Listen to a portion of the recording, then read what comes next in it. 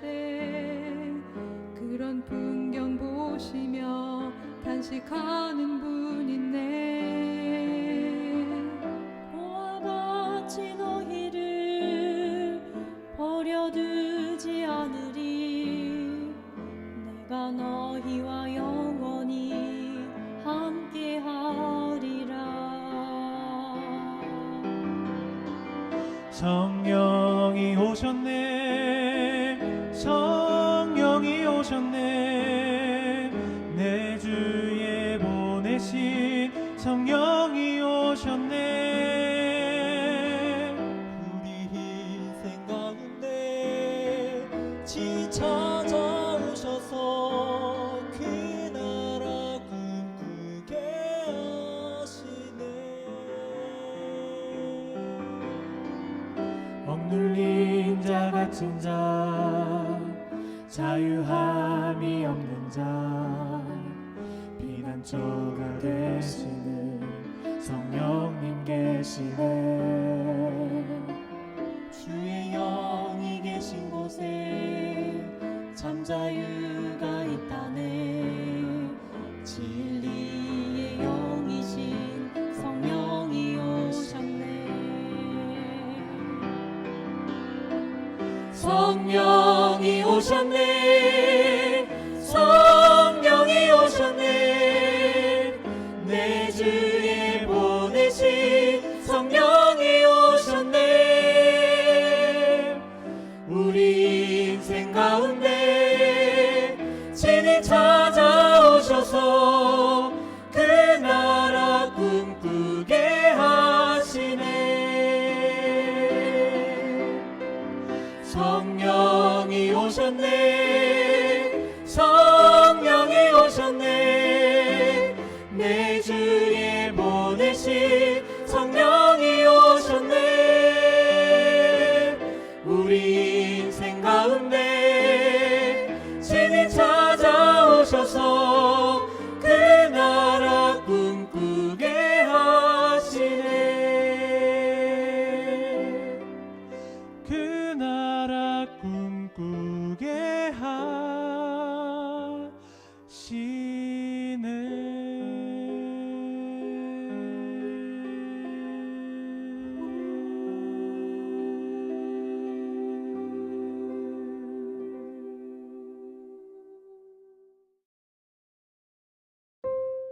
늘 살피고 보호하여 주시는 고마우신 하나님 우리 아버지, 모든 나라의 흥망을 좌우하시는 대주제이신 아버지를 믿고 있는 우리들이 마음을 다하여 드리고 있는 간절한 기도를 다 들으시는 줄 믿습니다. 우리는 비록 이 혼돈으로 얼룩진 이 땅에 있지만 아버지께서는 우리의 당하는 처시를 다 아시겠사오니 불쌍히 여기시어 어떻게도 할 수 없는 이 사태를 종식시킬 수 있도록 자비를 베풀어 주옵소서.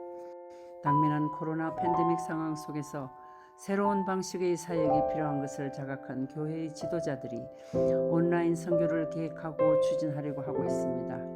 이 사역에 종사하려는 모든 분들에게 영육간의 건강을 베푸시고 사역을 시작하기 전에 책임을 맡고 있는 모든 분들이 아버지께 대한 믿음의 확신을 마음에 품을 수 있도록 은혜 내려 주옵소서. 온라인 방식의 선교가 지금의 상황 속에서는 최선의 방법이라 언론되어 전심을 다하여 시작하려 하오니 아버지 우리들의 계획에 힘을 실어 주옵소서. 말씀이 더 많은 이들에게 선포될 수 있도록 도와주시옵기를 바라오며 거룩하고 존귀하신 예수님 이름 받들어 감사하며 기도드립니다.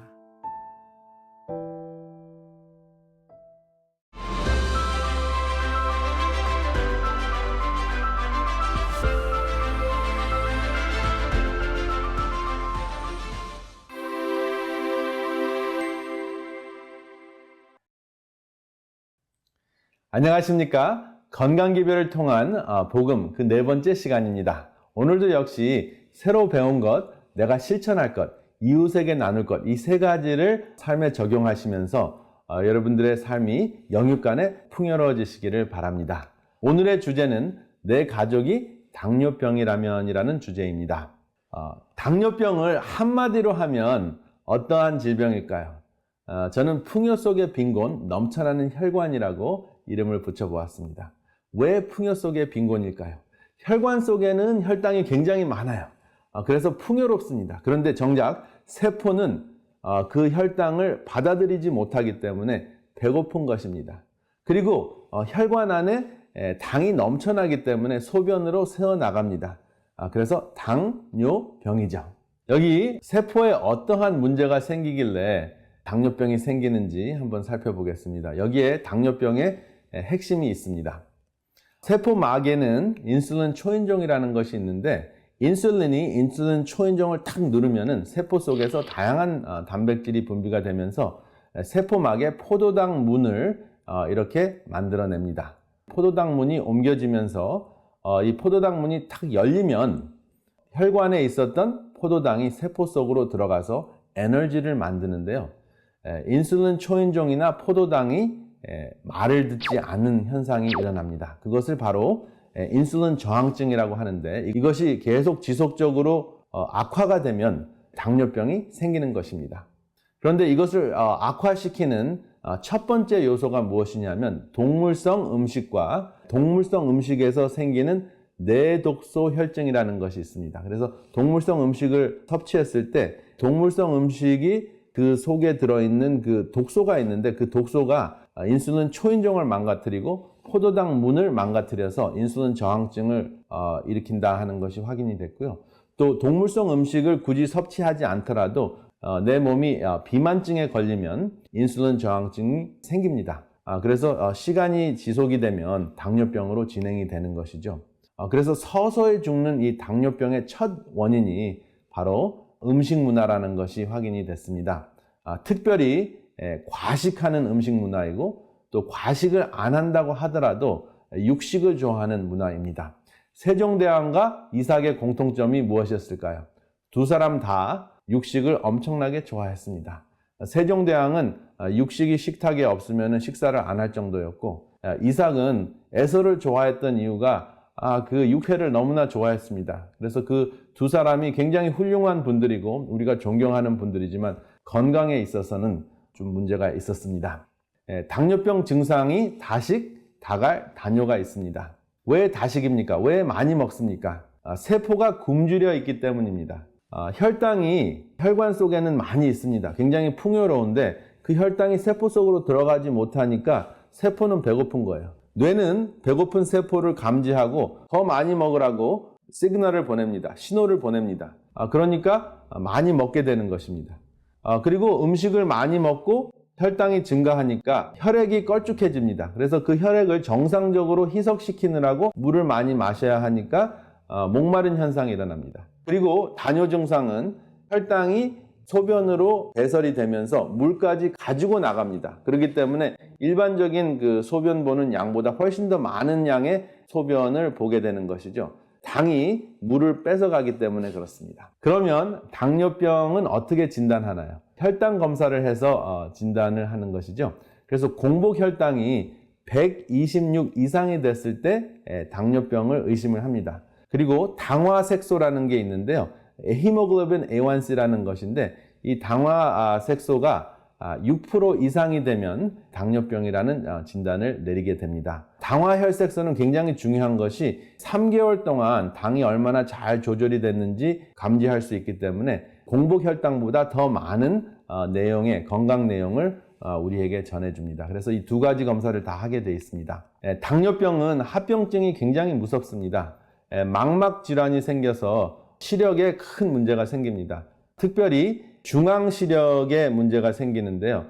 이렇게 사진을 보시면은 여기 손주의 모습이 안 보이는 그러한 현상이 일어나죠. 여러분들 중에서 당뇨병이 있으신 분들은 이 합병증을 예방하는 것이 굉장히 중요합니다. 그리고 또 큰 문제가 되는 합병증은 부종현상인데 부종현상은 무엇이냐 하면은 여러분들의 발이 붓습니다. 그래서 이렇게 꾹 누르면 다시 그 피부가 그 정상 상태로 돌아오지 않거나 돌아오는데 굉장히 오랫동안 구멍이 패여 있는 것이죠. 이것이 어떤 원인 때문에 그렇습니까? 콩팥이 망가졌기 때문에 그렇습니다. 굉장히 무서운 당뇨병 말기 현상입니다. 더 무서운 것은 여러분들의 피부가 썩을 수 있다는 것입니다. 특별히 당이 제대로 조절이 되지 않으면 상처를 입어도 잘 낫지 않고, 그리고 심장과 아주 먼 거리에 있는 기관, 특별히 발가락에 산소 공급이 잘 되지 않기 때문에 궤저 현상이 일어납니다. 쉽게 이야기하면 산소 공급이 되지 않아서 발가락이 썩는 것이죠. 그러면 발가락을 절단해야 되는 경우도 있고, 또 더 심하면은 발 자체를 절단하거나 또 무릎까지 절단해야 되는 이러한 무서운 현상이 있습니다. 그래서 이 당뇨병은 정말 풍요롭다고 생각되는 이러한 상황에서 세포가 굶주려 있는 것입니다. 결국은 영양 공급이 잘 되지 않고 산소 공급이 잘 되지 않는 무서운 질병입니다. 제가 당뇨병 이야기를 하다 보면 성경 말씀이 생각이 납니다. 바로 계시록 3장 17절 말씀인데요. 내가 말하기를 나는 부자라. 부여하여 부족한 것이 없다 하나 내 곤고한 것과 가련한 것과 가난한 것과 눈먼 것과 벌거벗은 것을 알지 못하도다. 어쩌면 신체적인 당뇨병과 똑같은 증상이 이렇게 나오는지 모르겠습니다. 사실은 이 성경 말씀이 라오디게아 교회의 증상을 이야기하는 것이잖아요. 근데 당뇨병 증상과 똑같습니다. 그러면 이 해결책은 무엇일까요? 당뇨병을 극복하려면 다음과 같은 내용을 잘 생각하면 큰 도움이 됩니다. 혈당과 돈의 공통점이 있습니다. 둘 다 결핍이 되면 쓰러지죠. 저혈당으로 쓰러지고 경제공황으로 쓰러집니다. 그리고 누적이 되면 썩습니다. 몸에서는 혈당이 누적이 되면 궤저 현상, 썩는 현상이 일어나고요. 또 실제적으로 경제생활이나 우리 삶 속에서 돈이 누적만 되면은 사람이 부패하게 됩니다. 그래서 돈과 혈당은, 또 혈당과 돈은 순환이 될 때 우리가 건강을 회복할 수 있습니다. 돌아야 사는 것이죠. 그래서 이 돈과 혈당을 어떻게 순환시키는가 하는 것이 당뇨병 극복의 핵심입니다. 그리고 혈당과 지식의 공통점도 있습니다.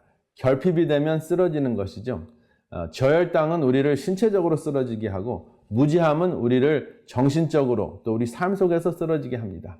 그리고 누적이 되면 실제적으로 혈당은 쓰러지게 만들죠. 그리고 교만은 누적이 되면 패망의 선봉이 됩니다. 그래서 혈당과 지식은 역시 순환이 돼야 됩니다. 나누어졌을 때 발전을 할 수 있는 것이죠. 혈당도 몸속에 골고루 나누어져야 되고, 지식도 골고루 나누어졌을 때 교만이 없어지고 또 이 사회가 부패되는 것을 막아줄 수 있습니다. 여기 당뇨병을 극복하는 건강식이 있는데요. 당뇨병을 극복하려면 3가지 핵심 성질이 꼭 있어야 합니다. 첫 번째, 섬유질이 많아야 하고요. 두 번째, 건강한 지방질이 많아야 하고, 세 번째, 신맛이 있어야 합니다. 이 3가지 요소는 혈당의 흡수를 감소해주는 역할을 합니다. 그리고 체중 감량하는 데 매우 중요한 역할을 합니다. 그리고 당뇨병에 매우 중요한 것은 운동입니다. 운동에는 3가지가 있습니다. 유연성 운동이 있고, 근력 운동이 있고, 유산소 운동이 있는데요. 제가 왕만두 그림을 여기 보여드리는 이유가 있습니다. 이 왕만두 3개를 드시면은 600칼로리 정도의 칼로리를 섭취하게 됩니다. 그런데 이 600칼로리는 여러분들이 1시간 반 정도 걸으셔야 되는 7.5마일의 거리입니다. 그러니까 운동을 하시면서 내가 운동했으니까 내가 정말 좋아하는 만두를 좀 먹어야 되겠다 하고 왕만두를 3개를 드시잖아요. 간단하게 분식으로 드셨다 했을 경우에 1시간 반 동안 운동하신 것이 말짱 도루묵이 됩니다. 그리고 운동을 하셨을 때 굉장히 중요한 부분이 있는데요. 여러분들의 근육의 길이입니다. 걷기 운동을 하시든지 또 근력 운동을 하실 때 여러분들의 근육의 길이가 늘어났다 줄어들었다 하는 것을 염두에 두셔야 합니다. 그래서 제자리에 있더라도 여러분들의 근육의 길이를 움직이시면, 근육의 길이를 늘어뜨렸다 줄어뜨렸다 하시는 운동을 하시면 인슐린 저항증을 극복하실 수 있다 하는 연구 결과가 발표됐습니다. 굉장히 좋은 소식이 아닙니까? 그리고 당뇨병 극복에 있어서도 옥시토신이 굉장히 중요합니다. 그래서 함께 하는 것이 굉장히 중요한데, 지방이 감소된다는 것이 확인이 됐어요. 지방이 분해가 되는 것이에요. 그러면 체중이 감량이 되겠죠. 그리고 몸속에서 유연성이 생겨서 근육이 더 잘 움직이게 돼서 혈당 조절이 더 잘 된다는 것이 확인이 됐습니다.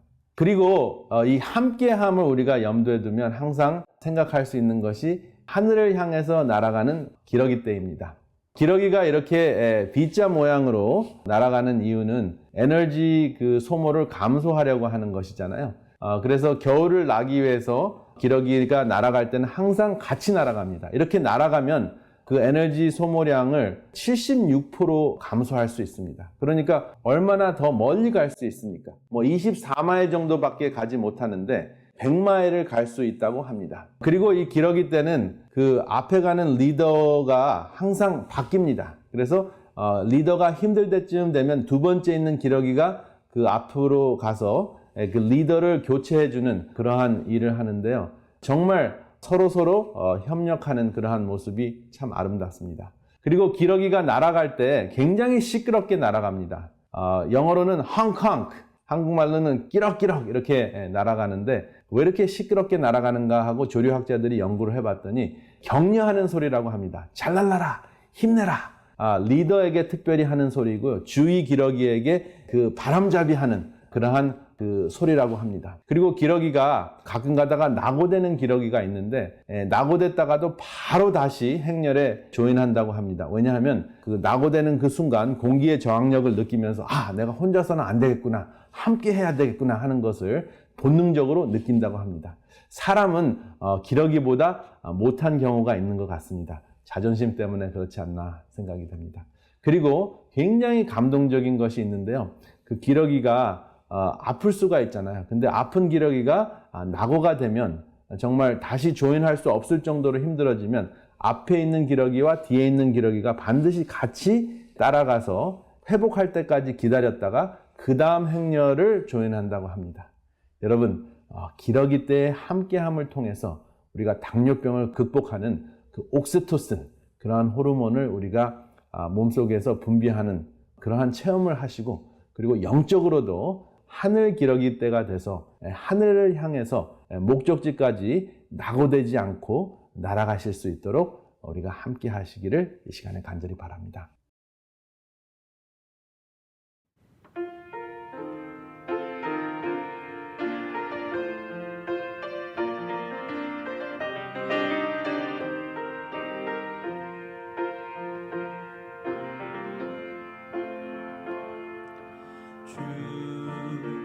한 분만이 이 모든 세상 창조하셨네.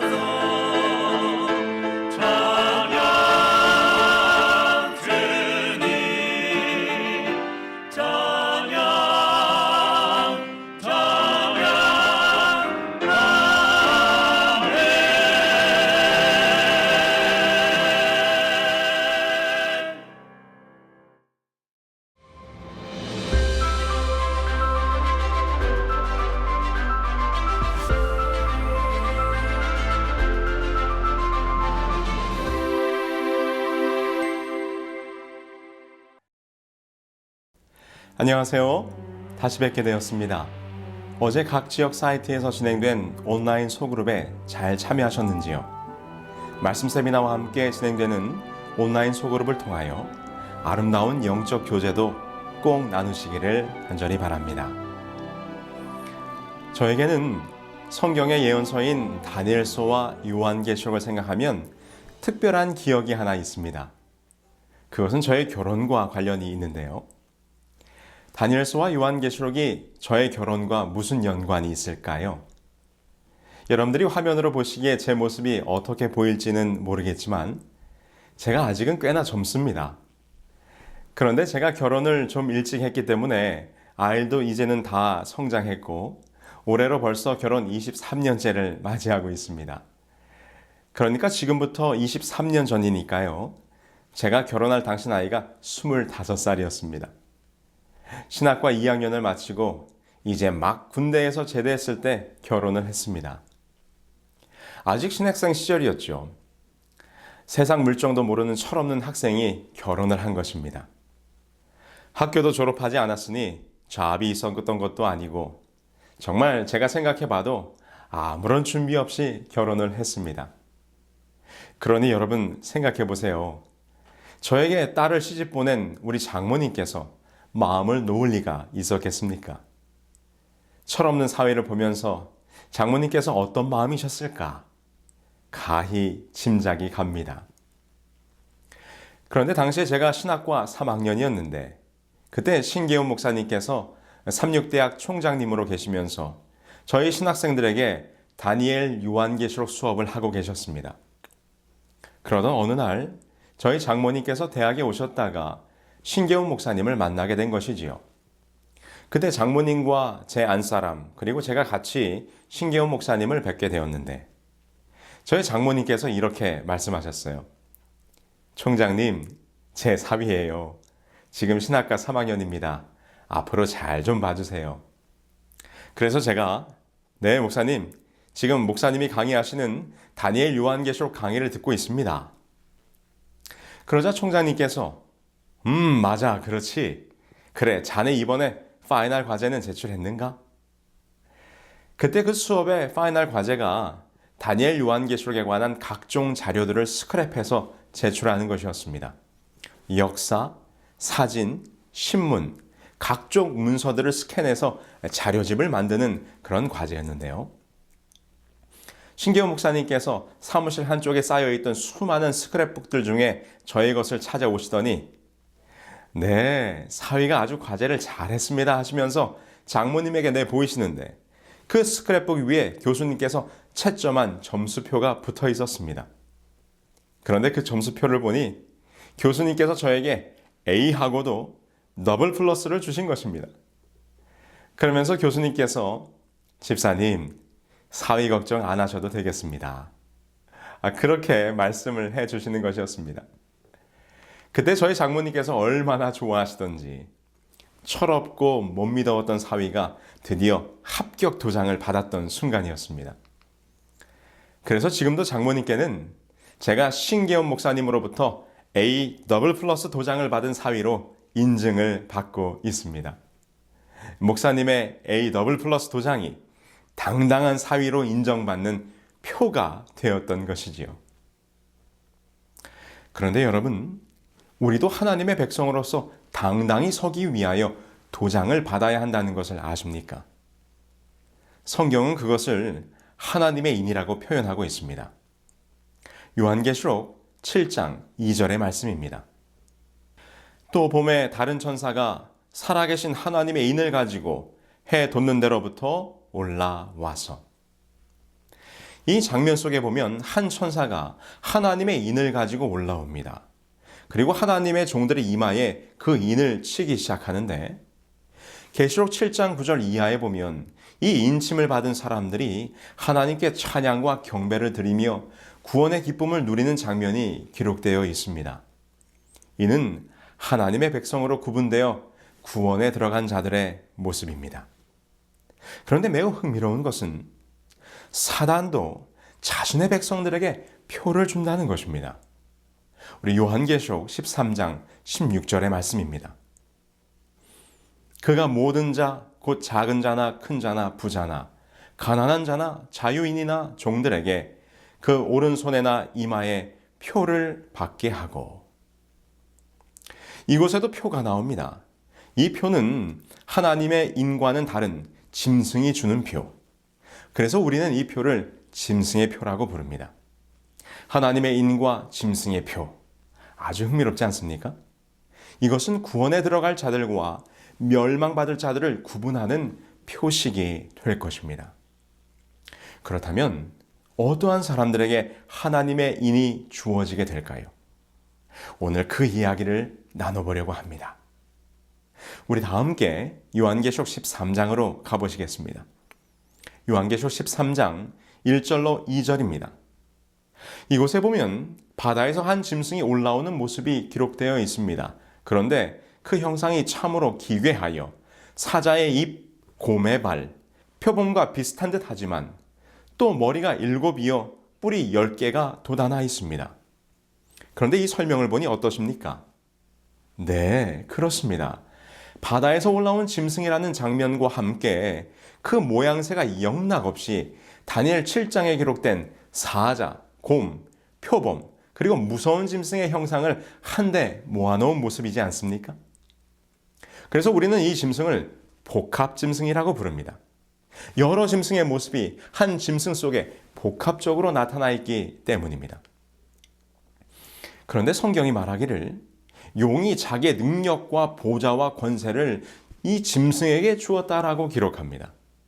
용은 곧 사단입니다. 다시 말해서 지금 이 바다에서 올라온 짐승은 용의 대리자로서 이 땅에 등장하는 어떤 세력을 의미하는 것이지요. 그렇다면 이 복합짐승은 무엇일까요? 자, 계시록 13장 5절로 7절을 보시면 이 복합짐승이 하는 일들이 나오는데요. 이 복합짐승이 등장하여 하는 일을 가만히 보면 계시록 13장의 장면이 다니엘서 7장의 작은 뿔과 연결되어 있다는 것을 보게 됩니다. 제가 좀 정리하여 설명해 드리도록 하겠습니다. 이 둘이 똑같은 말로 하나님을 대적합니다. 계시록 13장 5절에 신성 모독을 말하는 입을 받고, 작은 뿔의 모습과 같지요? 다니엘 7장 25절에 보면 지극히 높으신 이를 말로 대적하며, 아울러 하나님의 백성들을 괴롭히는 모습도 같습니다. 요한계시록 13장 7절에 보면 성도들과 싸워 이기게 되고, 다니엘서 7장 25절 또 지극히 높으신 자의 성도를 괴롭게 할 것이며. 여러분 어떻습니까? 다니엘서의 작은 뿔과 계시록의 복합짐승의 모습이 완전히 일치하지 않습니까? 거기다가 다니엘서 7장, 8장에 나오는 작은 뿔과 계시록 13장에 나오는 복합짐승이 같은 세력임을 분명히 확인시켜주는 확실한 증거는 이 세력의 활동 기간이 정확히 일치한다는 것입니다. 계시록 13장 5절에 그 짐승이 42달 일할 권세를 받았느니라 라고 기록하고 있는데요. 이것은 다니엘 7장 25절 작은 뿔의 활동 기간으로 예언된 한 때와 두 때와 반 때와 같은 기간입니다. 이것에 대하여 설명을 조금 드리자면 다니엘서에 기록된 한 때는 1년을 말하는 것입니다. 이것은 다니엘서 11장 13절을 보시면 알 수 있는데요. 북방왕은 돌아가서 다시 군대를 전보다 더 많이 준비하였다가 몇 때, 곧 몇 해 후에 오리라는 말씀 속에서 이 때라는 말이 곧 해, 곧 1년을 의미하는 것을 알 수 있지요. 그러므로 한 때와 두 때와 반 때, 곧 세 때 반은 3년 6개월입니다. 이 3년 6개월을 달수로 하면 12달, 12달, 12달, 6달, 42달이 되는 것으로 계시록 13장의 42달과 같은 기간으로서 연결이 되는 것입니다. 여기서 부연 설명을 드리자면 성경에 예언된 기간을 이해할 때는 예언상 하루를 실제 역사 속에서는 1년으로 계산합니다. 이는 에스겔 4장 6절의 말씀을 근거로 내가 내게 40일로 정하였나니 하루가 1년이니라는 예언풀이의 열쇠에 의하여 적용되는 것입니다. 그래서 이 연일 원칙에 따라 생각할 때 작은 뿔, 곧 이 복합 짐승의 활동 기간이 42달은 1260일, 하루를 1년으로 계산할 때 1260년의 시간이 나오게 되는 것입니다. 자, 그런데요.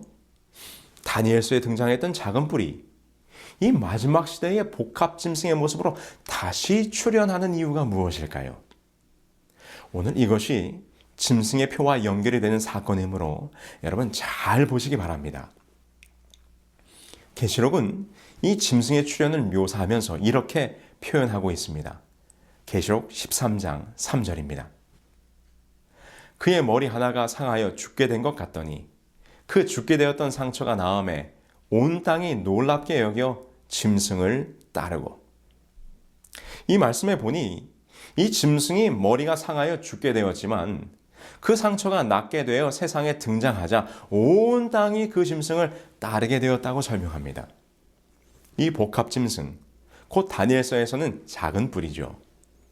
우리는 이 세력이 중세 로마 교황이었음을 확인한 바 있습니다. 그렇다면 로마 교황의 세력이 꺾여 죽게 되었던 상처를 입었던 적이 있었을까요?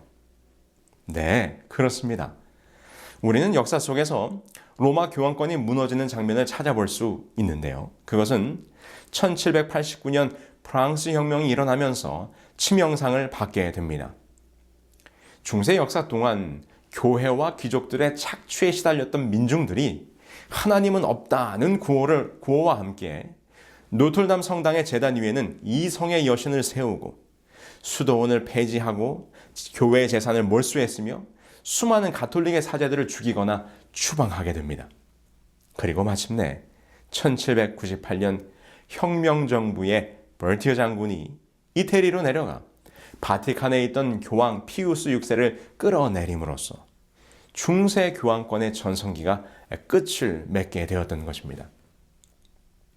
이것이 538년 가톨릭을 대적했던 마지막 민족 동고트가 멸망하면서 명실상부 중세 유럽의 최고 권력의 자리를 차지했던 로마 교황이 꼭 1260년 만에 종막을 고하게 된 사건이었습니다.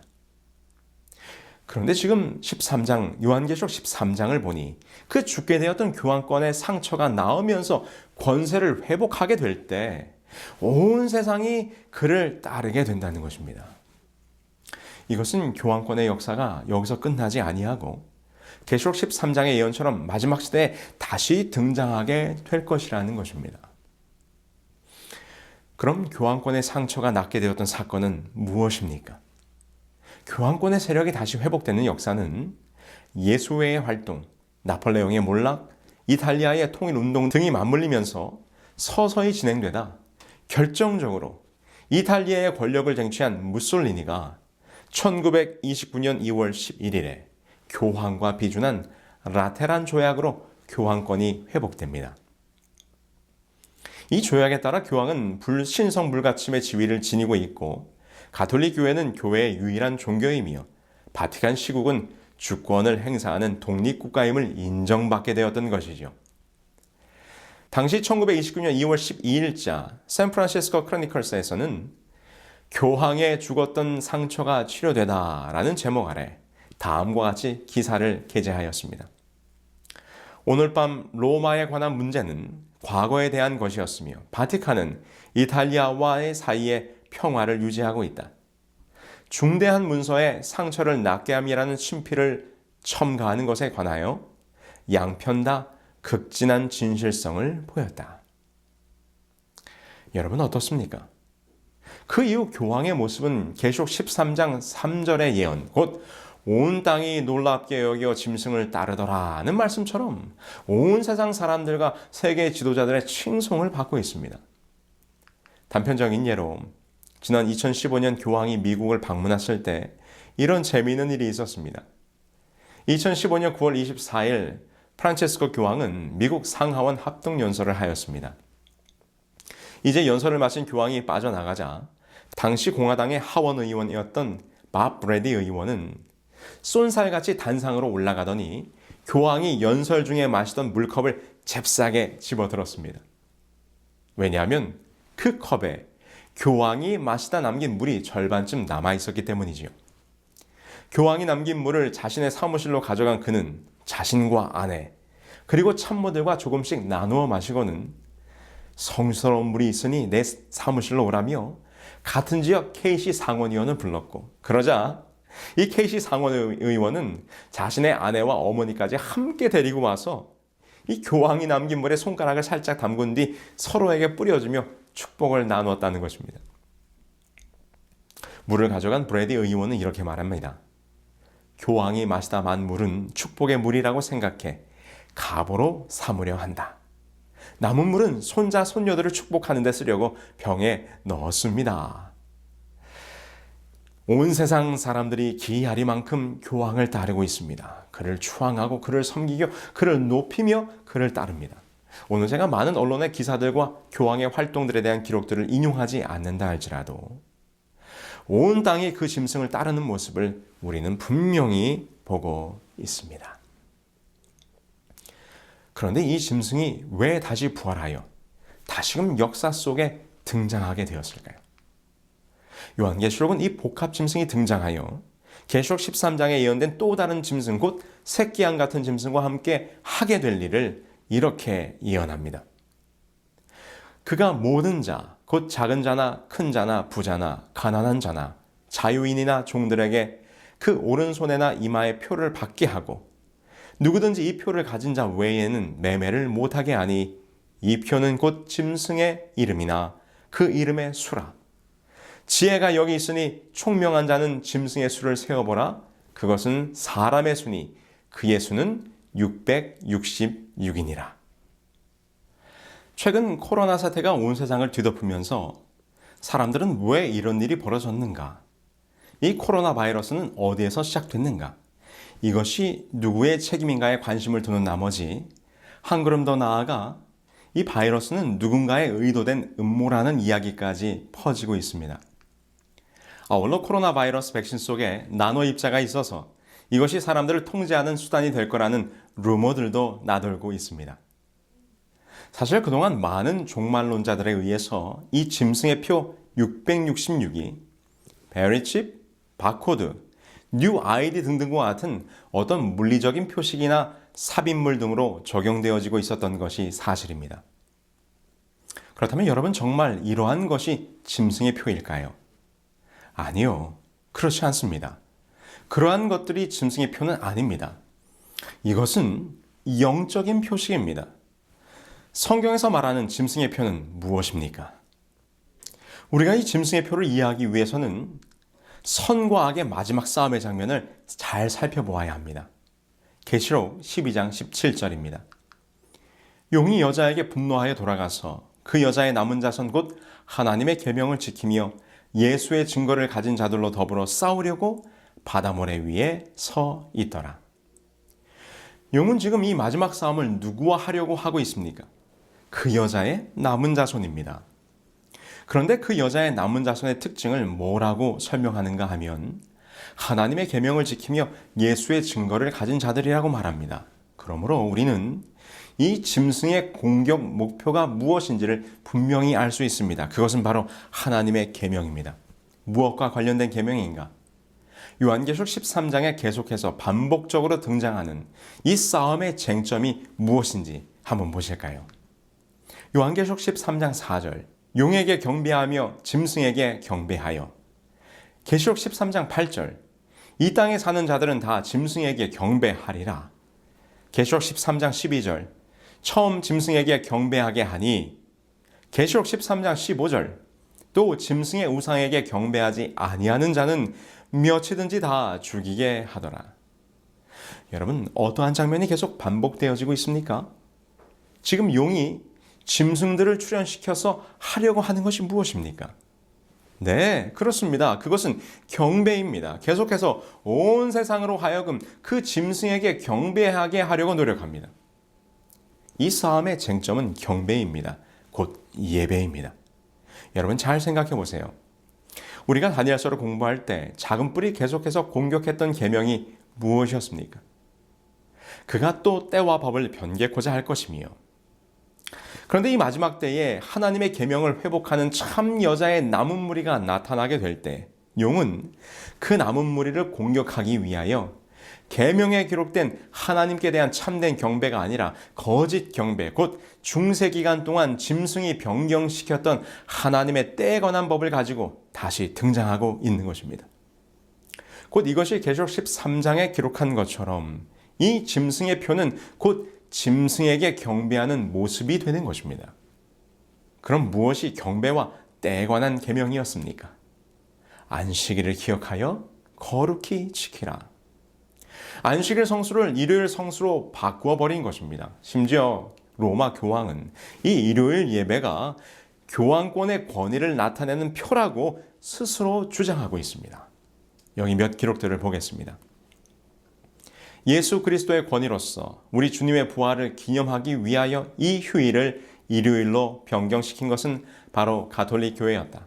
이러므로 개신교도들이 일요일을 준수하는 것은 그들의 본의와는 달리 가톨릭 교회의 권위에 충성을 표하게 되는 것이다. 개신교도들의 일요일 준수는 그들이 어떠한 말을 하든지 간에 교회, 천주교의 권위에 존경을 표하는 일이다. 중세의 작은 뿔, 그리고 지금은 복합짐승으로 등장한 교황이 일요일 성수를 교황권에 대한 충성과 권위의 표라고 주장할 때 성경은 이에 대하여 뭐라고 말씀하십니까? 또 내가 그들을 거룩하게 하는 여호와인 줄 알게 하려고 내 안식일을 주어 그들과 나 사이에 표징을 삼았노라. 너는 이스라엘 자손에게 말하여 이르기를 너희는 나의 안식일을 지키라.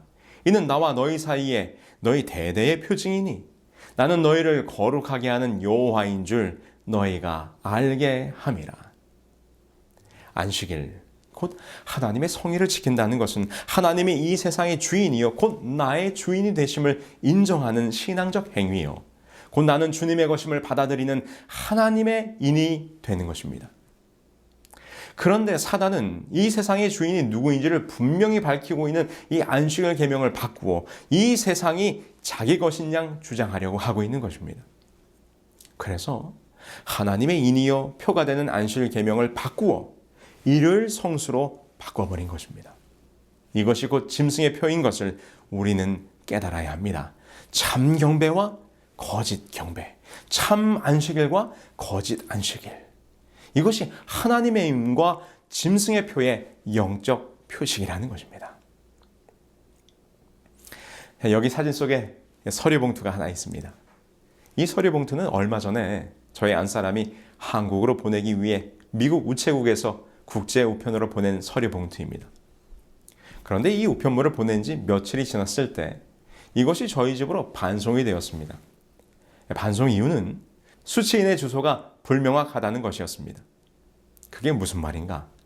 분명히 보내야 할 곳의 주소를 정확히 영문으로 찾아서 잘 기입을 했는데 왜 이것이 돌아왔을까?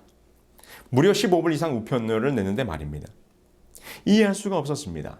그래서 제가 주소가 무엇이 잘못되었는지 살피기 위해서 주소를 가만히 읽어보았습니다. 처음 번지와 거리명과 동, 그리고 서울시까지 정확하게 맞았습니다. 그런데 그 다음에 조금 이상한 것을 발견했습니다. 마지막에 이렇게 써 있었어요. Democratic People's Republic of Korea. 여러분, 이곳이 어디입니까? 이 주소가 뭐가 잘못되었는지 아시겠습니까? 네, 이 영문으로 표기된 Democratic People's Republic of Korea를 한국어로 한다면 조선민주주의 인민공화국이라는 말입니다. 이 우편물이 반송된 이유가 여기에 있었습니다. 저희 안사람이 Republic of Korea라고 주소를 썼는데 그 우체국 직원이 주소를 입력하다 실수를 한 것이었습니다. 대한민국으로 가야 할 우편물이 조선민주주의 인민공화국으로 가도록 표기가 되었으니 이 우편물이 반송될 수밖에 없었던 것이지요. 여러분, 우리에게 정확한 표식이 있어야 합니다.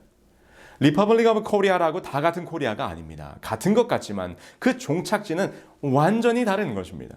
여러분, 안식일과 일요일 그저 어느 한 날에 예배하면 되는 것이지 무엇이 큰 차이겠는가라고 생각하신다면 큰 오산입니다. 그것은 여러분들의 인생길의 마지막 종착지를 확실히 나누게 될 것입니다. 여러분, 하나님의 인을 받으셔야 하겠습니까? 짐승의 인을 받으셔야 하겠습니까? 그렇다면 우리는 모두 어떻게 하면 하나님의 인을 받을 수 있을까요? 여러분, 우리가 오늘 서두에 보았던 계시록 7장에 하나님의 인을 치는 장면을 기억하시죠? 그 인침의 장면을 이해하기 위해서는 구약 에스겔서로 가보아야 합니다. 에스겔 9장 2절로 6절에 보면 에스겔이 이상 가운데 보았던 한 인치는 장면이 기록되어 있습니다. 그 장면이 이렇게 됩니다. 에스겔이 이상 가운데 보니 먹그릇을 찬 사람과 그 뒤를 이어 살육하는 기계를 가진 자들이 나타나서 예루살렘 성읍을 순행하여 다니는데 그 먹그릇을 찬 사람이 사람들의 이마에 표를 하기 시작합니다. 그런데 어떤 사람들에게 표를 하는가? 예루살렘에서 벌어지고 있는 가증한 일로 인하여 탄식하며 우는 자에게 표를 하는 것입니다. 그리고 무서운 것은 인을 받지 못한 자들은 누구든지 죽이라는 심판의 명령이 내려지게 되는 것이죠. 그렇다면 인을 받게 되는 조건은 분명합니다. 예루살렘 성읍에서 벌어지고 있는 가증한 일로 인하여 탄식하며 우는 것입니다. 그럼 도대체 예루살렘에서 벌어지고 있는 그 가증한 일은 무엇이었을까요? 에스겔 8장의 기록을 살펴보겠습니다. 그가 내게 이르시되 인자야 너는 눈을 들어 북쪽을 바라보라 하시기로 내가 눈을 들어 북쪽을 바라보니 제단 문 어귀 북쪽에 그 질투의 우상이 있더라. 내가 들어가 보니 각양 곤충과 가증한 짐승과 이스라엘 족속의 모든 우상을 그 사방벽에 그렸고. 에스겔이 보니 하나님이 임재해야 할 성소 안에 온갖 우상들이 가득한 모습이 펼쳐집니다. 이것이 가증한 일이었습니다. 여러분 어떻습니까? 사도 바울은 말하기를 우리의 마음이 하나님의 성전이라고 말씀하셨어요. 너희는 너희가 하나님의 성전인 것과 하나님의 성령이 너희 안에 계시는 것을 알지 못하느냐. 오늘 여러분들의 마음 성전에 성령 하나님께서 임재하고 계십니까? 아니면 세상의 욕망과 재물에 대한 탐욕과 명예에 대한 욕구가 가득하십니까? 하나님보다 더 사랑하는 것이 우리들의 마음속에 있다면 그것은 가증한 일입니다. 에스겔은 말합니다. 이러한 가증한 일이 성소 안에서 벌어지고 있는데 이 모습을 보면서 울며 탄식하라. 그래야 하나님의 인을 받는 것입니다. 울며 탄식하는 것이 무엇입니까? 그것은 진정한 회개인 것입니다. 선지자 요엘은 우리에게 이렇게 권면하셨습니다. 너희는 옷을 찢지 말고 마음을 찢고 너희 하나님 여호와께 돌아올지어다. 이것이 오늘 이 마지막 시대, 곧 심판이 다가오는 이 시대에 우리가 해야 할 일입니다. 여전히 세상의 것으로 가득 차 있는 우리의 마음을 보면서 울며 탄식하는 것입니다. 마음을 찢으며 회개하는 것입니다. 이 일이 선행되지 않으면 인치는 전사가 우리의 이마에 하나님의 인을 치지 못할 것입니다. 오늘 이 시간 여러분들의 마음에 회개의 역사가 일어나기를 소망합니다.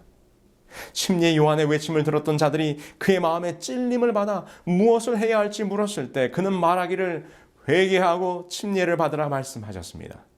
오늘 말씀을 듣고 있는 여러분들의 마음속에 진정한 회개의 역사가, 말씀에 대한 순종이 일어나시기를 간절히 소망합니다. 그런데 저는 여기서 한 장면을 더 보려고 합니다. 에스겔 8장에 보니 온갖 우상에 대하여 경배하는 가증한 장면이 나오다가 이러한 모습이 나옵니다. 에스겔 8장 16절입니다. 그가 또 나를 데리고 여호와의 성전 안뜰에 들어가시니라. 보라, 여호와의 성전 문 곧 현관과 제단 사이에서 약 25명이 여호와의 성전을 등지고 낯을 동쪽으로 향하여 동쪽 태양에게 예배하더라. 여러분, 성소의 문은 동쪽에 있었습니다. 그것은 당시 고대 종교의 대부분이 태양 숭배 사상이었기 때문에 하나님은 성소의 구조 가운데 하나님의 보좌를 서편에 배치하여 백성들이 성소로 들어올 때는 동쪽을 등지고 하나님의 보좌가 있는 서편을 향하여 들어오게 하셨습니다. 이는 동쪽 태양 숭배 사상을 막기 위함이었습니다. 그런데 에스겔의 이상 중에 보니 몇몇 사람들이 성소 안에서 동쪽을 향하여 경배하고 있는 것입니다. 이 또한 예루살렘에서 벌어지고 있는 가증한 일입니다.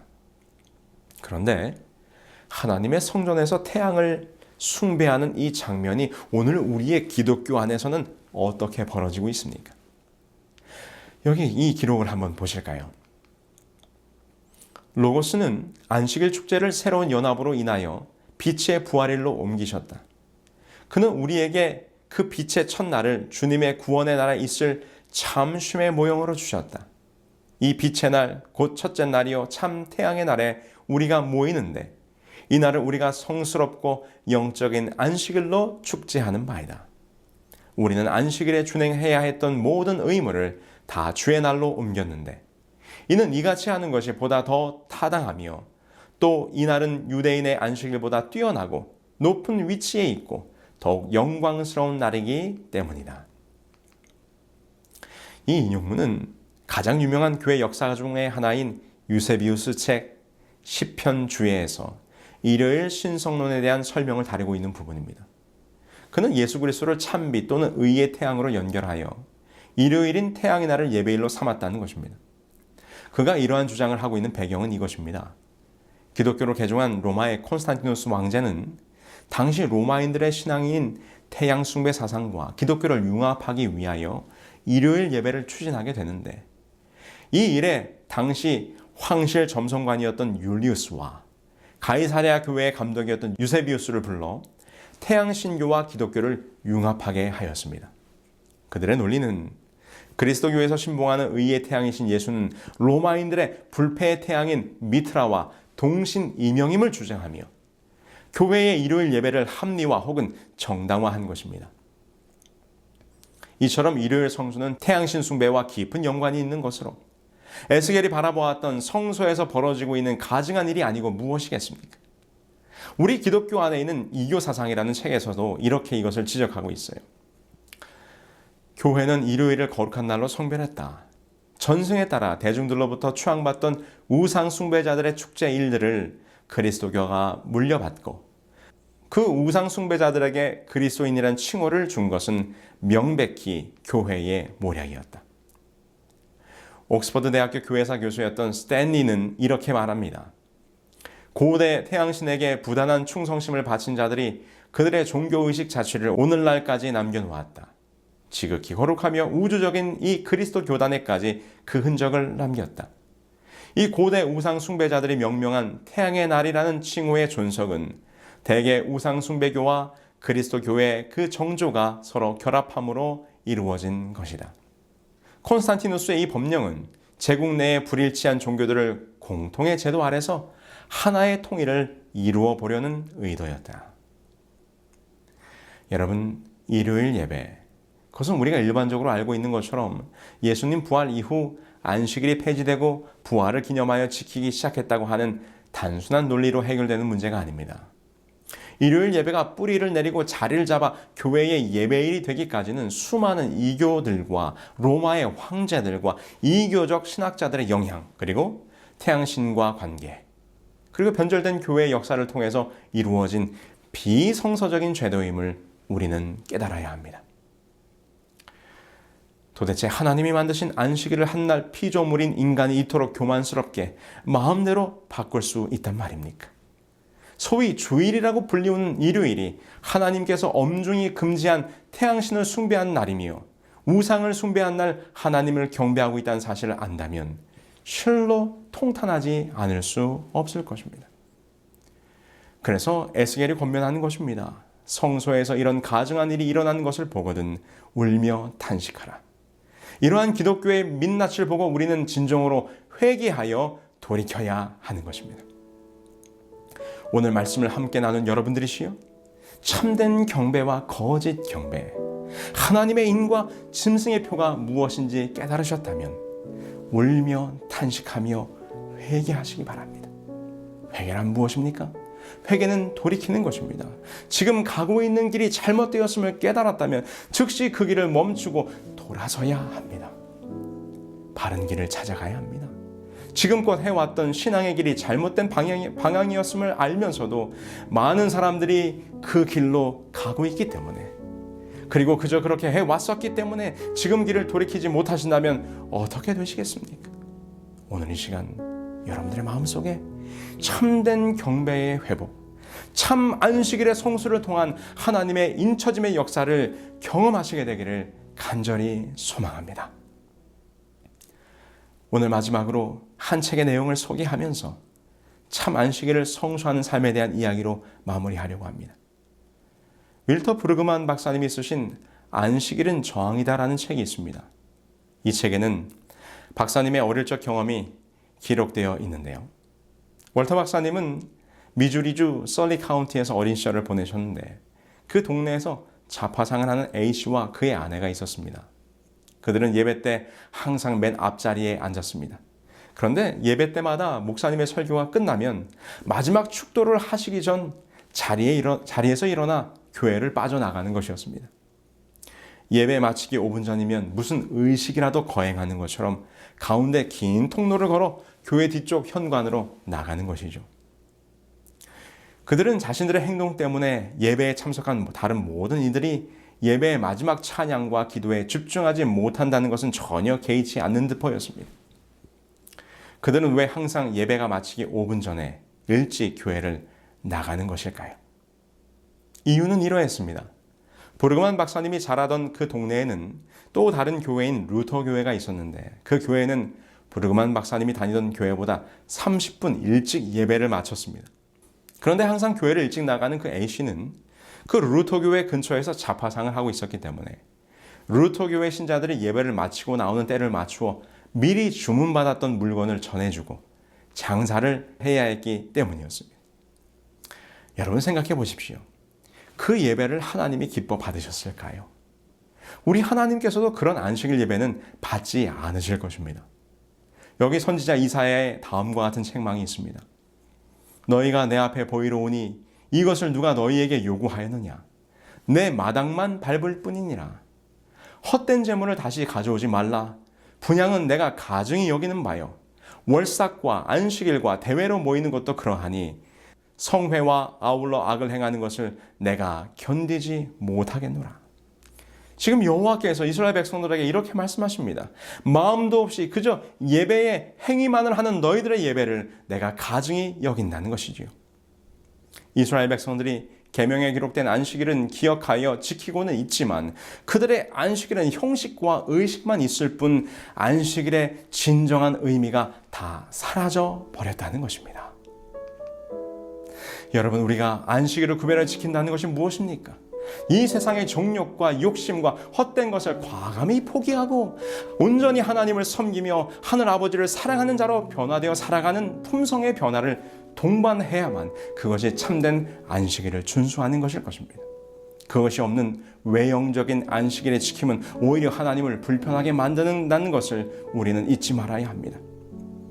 월터 브루그만 박사는 그의 책 안식일은 저항이다에서 탐욕과 안식일에 대하여 이렇게 설명하고 있습니다. 나는 안식일이 우리의 욕구를 알려주는 학교요, 우리에게 엄청난 힘을 발휘하는 우상 숭배와 탐심에 초점을 맞추는 거짓 욕구들을 폭로하고 비판한다고 생각한다. 우리가 이를 그치지 않고 안식일을 지키지 않았을 때 이런 거짓 욕구들이 우리를 지배한다. 그러나 안식일은 우리의 참된 정체성을 우리 안에 받아들일 수 있는 기회다. 그렇습니다. 이것이 안식일이 주는 메시지입니다. 우리가 안식일의 의미를 진정으로 우리들의 삶에서 회복할 때 우리는 탐욕과 욕망에서 벗어날 수 있을 것입니다. 더 가지려고, 더 소유하려고 발버둥치며 살아가는 이 세상에서 우리가 안식일을 지키며 우리의 일을 멈추고 우리의 욕심을 내려놓기만 하면 온 세상을 창조하신 우리 아버지께서 더 많은 것으로 우리에게 선물을 주십니다. 여러분, 우리들에게 안식일을 주신 하나님의 사랑과 그 의미를 깨달았다면 이제 우리는 다르게 살아야 합니다. 세상의 가치와 세상의 기준이 아니라 하나님께서 우리에게 허락하신 안식일의 가치와 그 의미가 살아있는 삶을 살아야 하는 것입니다. 여호와 하나님께서 허락하신 안식일이 이 세상을 창조하시고 우리를 구원하사 그것을 기념토록 하신 날, 세상의 삶을 멈추고 하나님께로 나아와 그분이 주시는 참된 평안과 쉼을 누리는 날, 그 안식의 축복에 함께하지 않으시겠습니까? 마지막 때에 참으로 하나님의 인을 받는 자, 곧 안식일의 참된 실천을 통하여 하늘의 백성으로 품성이 변화되는 여러분 모두가 되기를 간절히 소망하며 말씀을 드리겠습니다.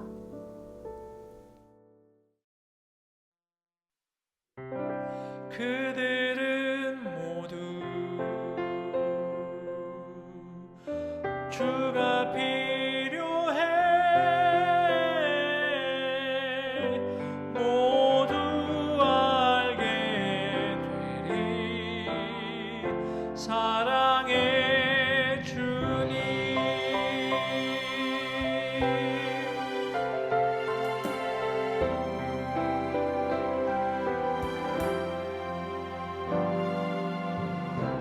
매일 술을 취는 사람들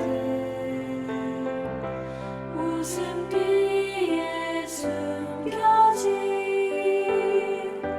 공허한 그 눈빛을 무엇으로 채우나 모두 자기 고통과 두려움 가득 감춰진 울음소리 주님 들으시네 그들은 모두 주가 필요해 깨지고 상한 마음 주가 여시네 그들은 모두 주가 필요해 모두 알게 되리 사랑의 주님 그들은 모두 주가 필요해 모두 알게 되리 사랑의 주님 우리는 모두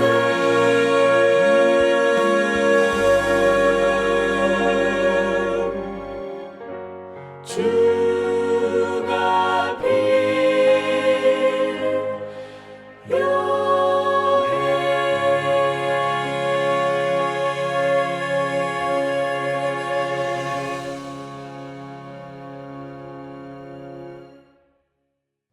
하늘에 계신 저희들의 아버지 하나님, 오늘 말씀을 함께 나눈 우리 모두가 하나님께 드려야 할 온전한 참된 경배를 통하여 하나님의 백성으로, 하나님의 인을 받는 백성으로 구별될 수 있도록 인도하여 주시옵기를 우리 주 예수 그리스도의 이름으로 기도합니다.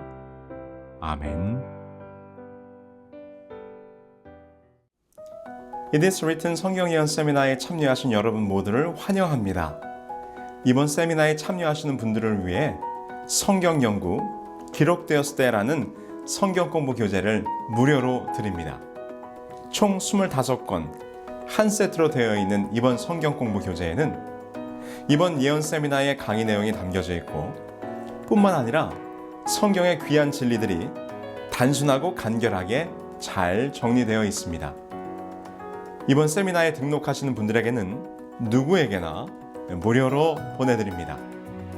교재 신청 방법은 itiswrittenkorea.com에 들어오셔서 메인 페이지에 세미나 등록하기 버튼을 누르신 후 접수 사항을 기입하여 주시면 여러분이 거주하시는 곳에서 가장 가까운 지역 사이트에서 연락을 드리고 책을 보내드립니다.